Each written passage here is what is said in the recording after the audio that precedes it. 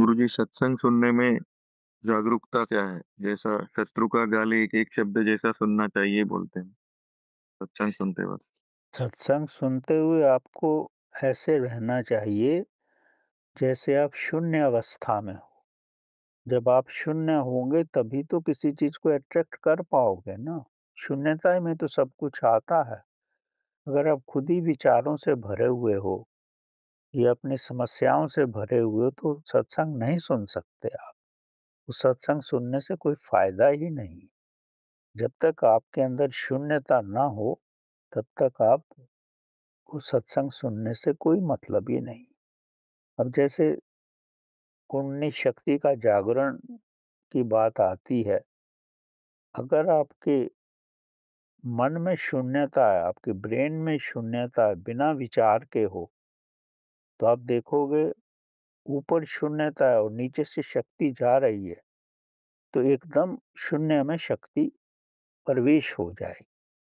व्यक्तियों को सक्सेस क्यों नहीं मिलती? क्योंकि ऊपर तो उनके विचार भरे पड़े हैं और नीचे से शक्ति भेज रहे हो, तो शक्ति कहाँ जाएगी? पहले स्वयं को शून्य करो। और शून्यता में अपने आप ही शक्ति आ जाएगी। जहाँ पर भी पानी का भाव है, रास्ते में कोई खड्डा आ जाता है तो पानी उसमें चला जाता है। जहाँ भी वॉइड होता है या शून्यता होती है वहाँ चीज़ भर जाती है। तो स्वयं को शून्य करोगे तो ही विचार सत्संग का ज्ञान भी उसमें आएगा, मंत्रों की शक्ति भी उसमें आएगी और प्रभु का नाम भी उसमें आएगा। शून्यता होना बहुत ज़रूरी है।